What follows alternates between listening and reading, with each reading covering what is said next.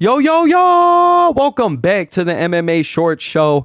As always, your boy, Steven Moustaris. And you guys see the blessed hoodie. You don't even have to ask. Yes, UFC 308 was a rough night for your boy.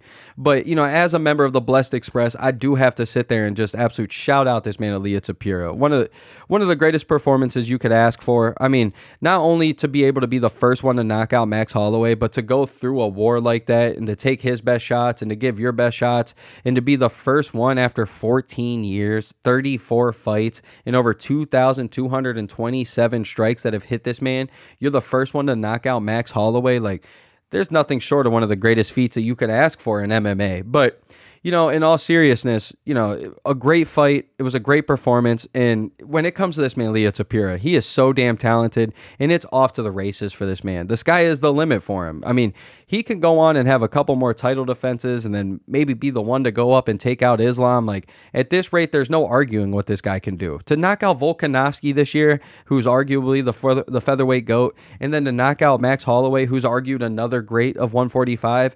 I mean, it's just amazing, man. So shouts out to him.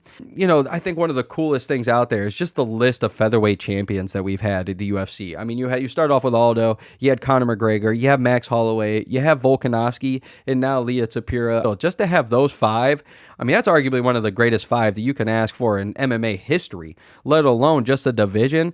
So, I mean, when it comes to 145, if you're ever going to become a champion, you best believe you're in great company and you're one of the greatest fighters to ever be, and there's no denying that whatsoever. But now with Ilia Topuria as king, and now we know the list, it kind of had me sitting there wondering, man, who really is the greatest 145 champion, and maybe who's the worst? So clearly this is just my opinion and how I see the sport. So if you guys feel different, I mean, definitely feel free to leave a comment or your own way that you want to rank this in your own list. But let's start this at number 5 being the worst and number 1 being the best. And number 5, easily Conor McGregor. I don't think there's an argument at all. I know he definitely has argued one of the most important MMA fighters, especially for the sport and the growth of it. Yes, I can understand that. But when it comes to the 145 belt, I mean, this guy never even defended it. I mean, this guy never, after he won it, he never even came back down to even fight at 145 ever again. So easily Conor McGregor. I mean, the only arguments I guess you can make at him maybe being higher, I guess, on this list is he did knock out Jose Aldo, first one to do it, and especially in the fashion that he did it, called it. Mystic Mac, the way he was running 145 there for a little bit. Like, true, I guess you can maybe argue that, and the fact that on this list, he is the only one that successfully went up to 155 and won the championship. So you could maybe argue that, but on my list, man, he's easily number 5. No title defenses, and you never even went back down to 145. And I know it has nothing to do with the 45 belt, but let's not even forget he did go on and lose his very next fight to Nate Diaz. So, I mean, come on now. So, but at number 4, this is probably going to get a couple boos, but if we're just being honest, man, and I had to be honest here as a Max fan, I truly had to be honest, but number 4, Ilia Topuria, just in my eyes, 1 title defense. Yes, you knocked out Volkanovski, and yes, you knocked out Max Holloway, which is, like I said, that's one of the greatest feats you could ever do in MMA. But to be fair, 1 title defense, it's only been a little bit. He can go on and lose his next fight, to be fair. But at the same time, he does have an easy route to becoming one of the greats. I mean, he beats Volk one more time. You can argue he's better than Volk. If he goes on and, has one more title defense outside of that against Diego Lopez and maybe even whoever wins between Evloev and Aljo, I mean, this guy right there is probably argued the 45 champion. And then if he can go up and truly, like he said he's been doing, and like you kind of have to believe him, he does have a chance to beat Islam. So if he ever gets that fight and goes up and beats Islam, I mean, outside of maybe one of the greatest champions ever, he's easily could probably waltz right into the number 1 spot at 45. But as of right now, after beating Max Holloway, he's got to be at number 4. And then this, for me, for years has been a toss-up. And I felt way different before this video, I will be honest. So always for me at number 2 and number 1, I always had Max Holloway and Volk, and I had Aldo at number 3. But when I'm really looking at it and being as honest as possible, number 3's got to be Max Holloway. And I know it sucks as a Max Holloway fan, but truly, as honest as I can be, as non-biased as I can be, he's got to be number 3. 4 title defenses, which was phenomenal from 2016 to 2019. Yes, he beat Jose Aldo twice in his prime, which I think is something crazy and nobody else can ever say.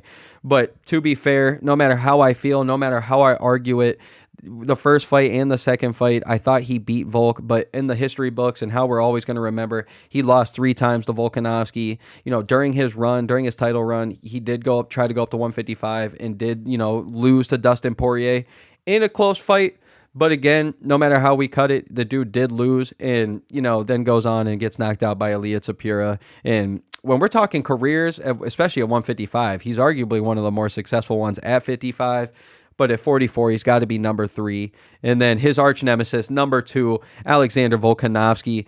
This was a tough one for me because I always kind of had him as the GOAT. But after his most recent, loss against Islam and, Ilia Topuria, I mean, I got to keep Volk at number 1 and at Aldo at number 1. And if I have to be honest here, we look at Jose Aldo's career. I mean, my goodness, if you count his WEC career, which I almost have to, because without every guy on that roster, the UFC is not even going to see a 155, a 145, and a 135 like we have now. Like, they won't be nearly as stacked.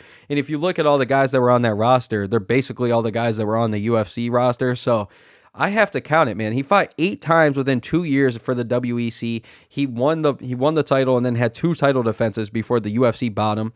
You could argue he's one of the biggest reasons the UFC did buy WEC. And then as, he was gifted the belt coming over to the UFC, he goes on for a 5-year reign and, argues from 2011 to 2015, 7 title defenses, beating everybody, knocking out everybody, doing everything that he possibly can, keeping the lower weight classes as relevant as possible. And then, of course, Mr. Conor McGregor comes in. And then even after Conor knocks him out, the very next year, a couple months later, he goes out and gets the belt again against Frankie Edgar. And then just for his career alone, I mean, my goodness, the dude still to this day is still doing the damn thing and still giving fights to every guy, even young guys, everybody. So, but when it comes to the importance of the 145 belt, that's why you have to have Aldo at number 1, at least in my opinion, because I have to add that. So from 2009 to 2015, the very end of it, this guy was running 145 for years, beating everybody at the WEC, beating everybody at the UFC, racks up 9 title defenses, ultimately ends up winning 11 times. I mean, dude's an absolute killer. And to run it for that many years, and even if you don't want to count the WEC, to run it from 2011 to 2015, just absolutely incredible. And to this day is the longest reigning champion to this day, even with Volkanovski taking him out, and even him losing to Max twice and losing to Conor McGregor, you still got to add him at number 1, because without him, does Conor McGregor, does Max Holloway, does Volkanovski, does Ilia Topuria even have the spotlight? So you guys let me know what you guys think. That is my list. Again, I'll just go over it real quick. Aldo number 1, Volk number 2, Max number 3, Ilia Topuria number 4, which again, he could easily go up to become number 1 easily. It's just as of right now of the video, and then Conor number 5. So you guys let me know what you guys think. And as always, your boy Steven Moustaris. Let's go, baby. Let's go.